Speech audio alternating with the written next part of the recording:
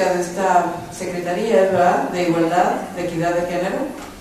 Creo que eso es algo muy importante, un ejemplo muy importante que ustedes como sindicato están regalándole y dándole a otros gremios, a otros sindicatos, a otros grupos de trabajadores y trabajadoras.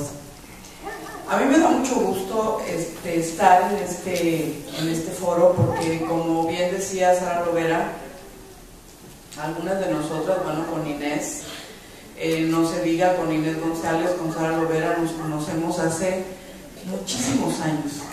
No vale la pena decir cuántos, pero son muchos. Y en ese largo trayecto de conocernos y de trabajar con mujeres trabajadoras de muy diferentes gremios, pues hemos visto el proceso de avance de nosotras las mujeres en el mundo laboral. Y hoy hablaba Sara Lovera, que prácticamente no me dejó nada por decir, de la historia del 8 de marzo y del 8 de marzo contemporáneo, y solo habría tal vez que agregar algo. En los años 80, cuando íbamos y proponíamos en cualquier sindicato que nos dejaran celebrar el 8 de marzo, prácticamente nos daban con la puerta en la nariz, porque lo consideraban un acto subversivo, porque creían que las mujeres iban a poner en contra de los hombres, porque no veían que valiera la pena que las mujeres se juntaran a platicar de cosas de mujeres. Y entonces quiero decirles que nos costó mucho trabajo a Sara Lovera, a Inés González y a muchas otras, y a mí en lo personal también, el ir ganando un espacio o un como certificado de legitimidad de que el 8 de marzo no mordía, no separaba, no vulneraba y no nos hacía más subversivas. Hoy, el 8 de marzo se celebra en todas partes, pero tiene su historia, y en México la tiene, y algún día la vamos a escribir, porque en los sindicatos nos costó. Hoy es un gran avance que existan estas secretarías de equidad, pero lo ganamos con años de trabajo, con años de negociación, con años de sentarnos con los señores y decirles: no pasa nada, el 8 de marzo es un día de los derechos de las mujeres, y así hay que vivir. Bueno, yo quiero platicarles un poquito de algunas cosas que tal vez nos animen a seguir siendo mejores sindicalistas, siendo mejores mujeres, siendo mejores ciudadanas. Lo primero que yo quisiera reflexionar con ustedes es el tema, siguiendo con esto de que el 8 de marzo es un día de los derechos, el tema de la participación política.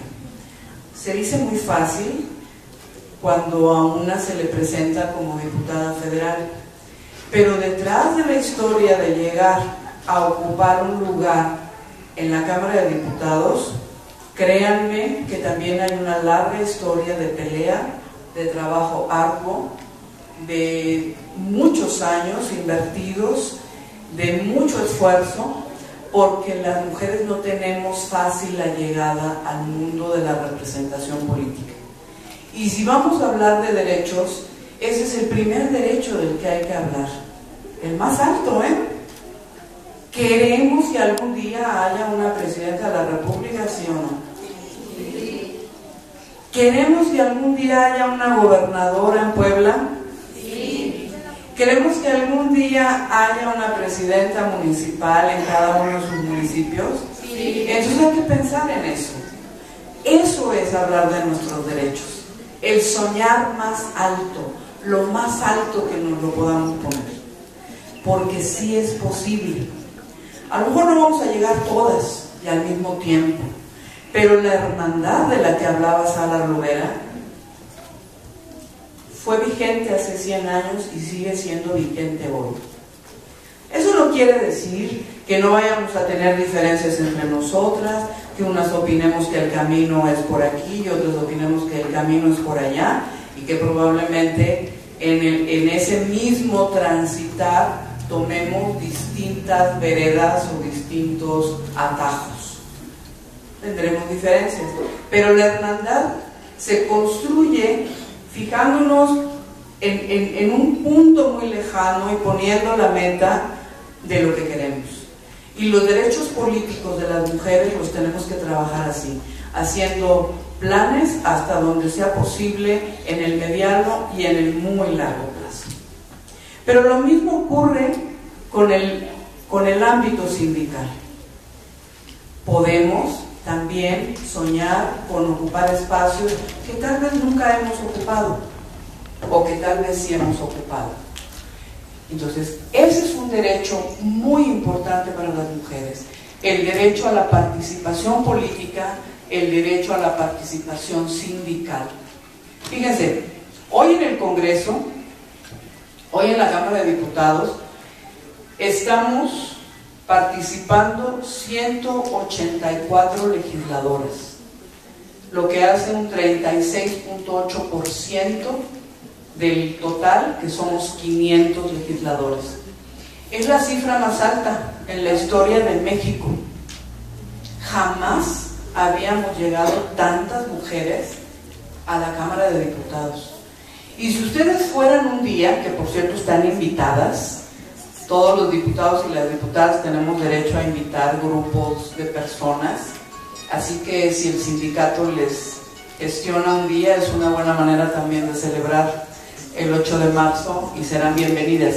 Si ustedes van a la Cámara de Diputados y ven cómo está la conformación, hay muchas mujeres, muchas muy jóvenes, de todas las entidades.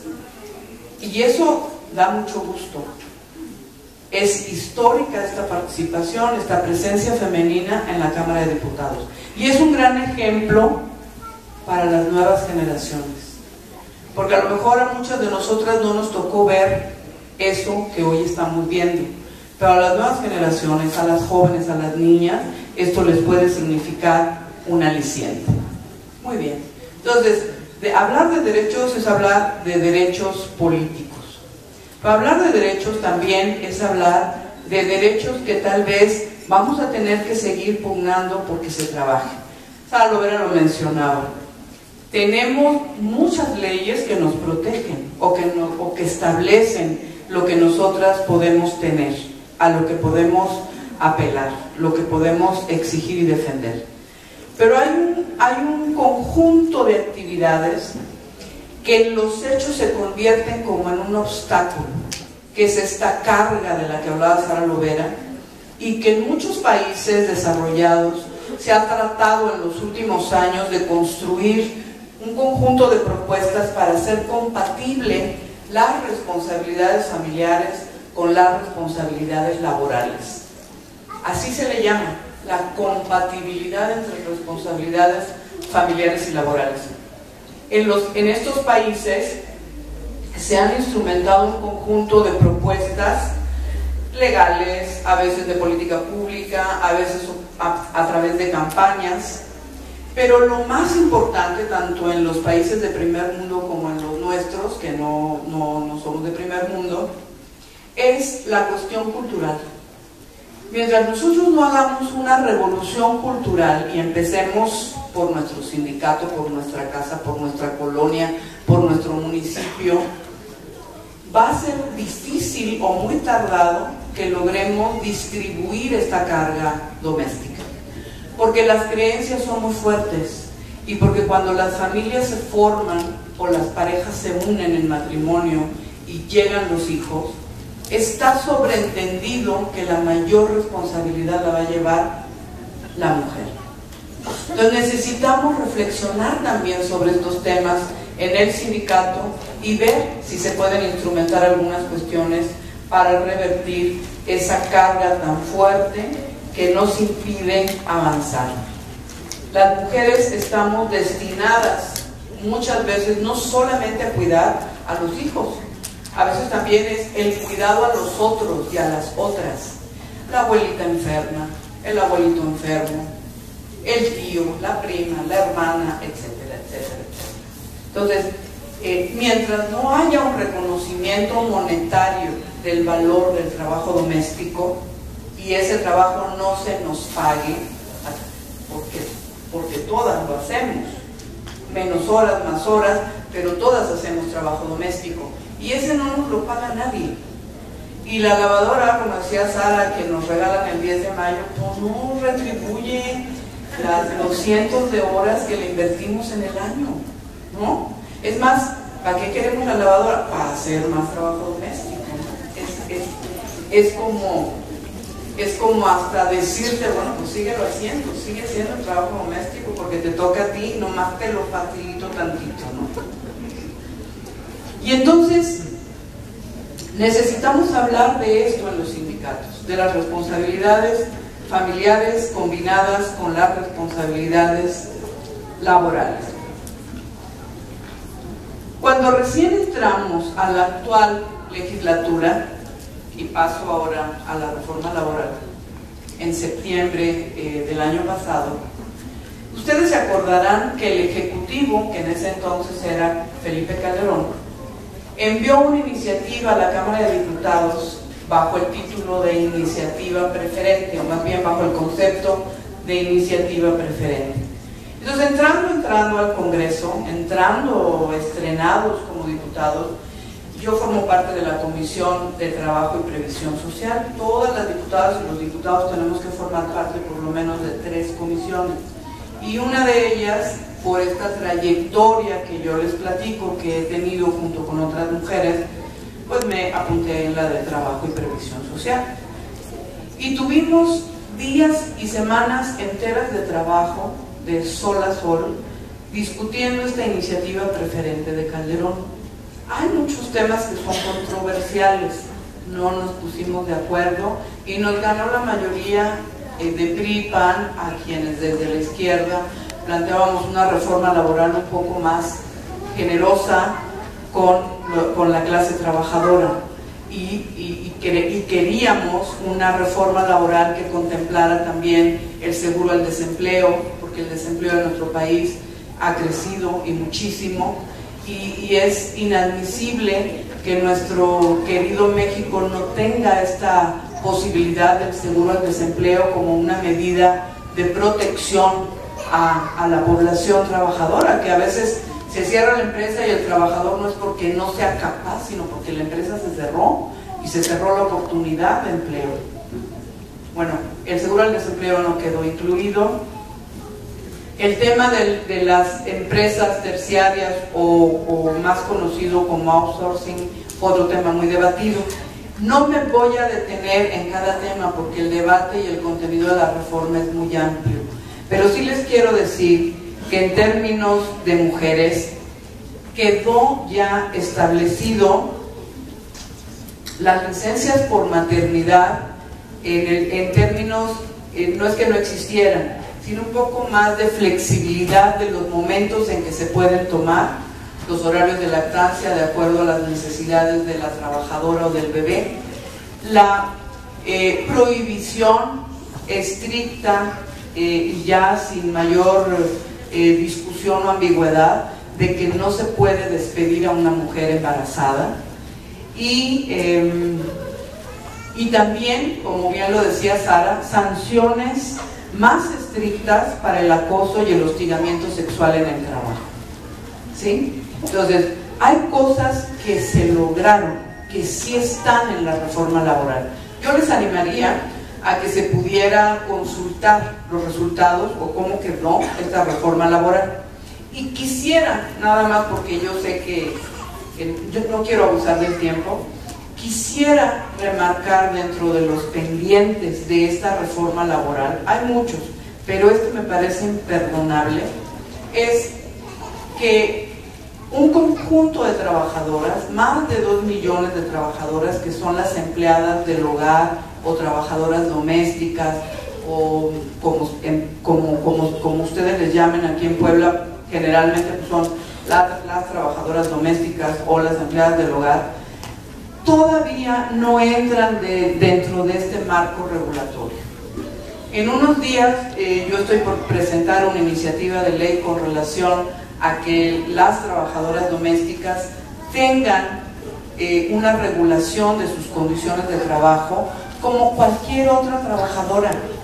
Quienes hemos estado en un lugar de trabajo y que tenemos nuestro contrato colectivo, nuestras prestaciones, que sabemos muy bien cuándo son nuestras vacaciones, cuánto es nuestra prima de antigüedad, cuánto es nuestro salario, etcétera, todo lo que cualquier trabajador y trabajadora tiene, sabemos y podemos comprender la incertidumbre en la que vive este conjunto de trabajadores. Y ese es un gran pendiente de la reforma laboral. Solo por esto, solo por la falta del seguro del desempleo, yo les puedo decir que esta reforma laboral está incompleta y es insuficiente para lo que México necesita. Quiero decirles también que en la reforma laboral, y esto porque viene en la otra hojita, lo debí de haber hecho antes, hay licencias por paternidad. Es decir, ahora cuando nazca un bebé, ya no solamente podemos pedir la licencia a las mujeres, también la pueden pedir los papás. Por cierto, allá están. Ustedes pueden pedir esa licencia por paternidad y estar los primeros días en que nace, en que está el bebé recién llegado, atender al bebé y se les considera como una licencia laboral. Y yo creo que hay que difundir estos pequeños logros o estos grandes logros, avances que hay en la reforma laboral y empezar a hacer uso de ellos. A lo mejor al principio los señores van a ser objeto de burlas, porque en nuestro país es pero buenísimo para esto de los chistes pero hay que encararlo con responsabilidad. Yo creo que esta posibilidad de licencia por paternidad es un granito de arena que nos puede permitir ir construyendo una paternidad más responsable, una paternidad más cercana con los hijos, que no solo se circunscriba al acto de proveer los recursos económicos para que tengan comida y demás, sino un acercamiento un poco más al estilo de lo que ocurre con las mamás, un acercamiento más emotivo, más de sentimiento, más de vínculo con los hijos. Bien, yo quisiera hablar también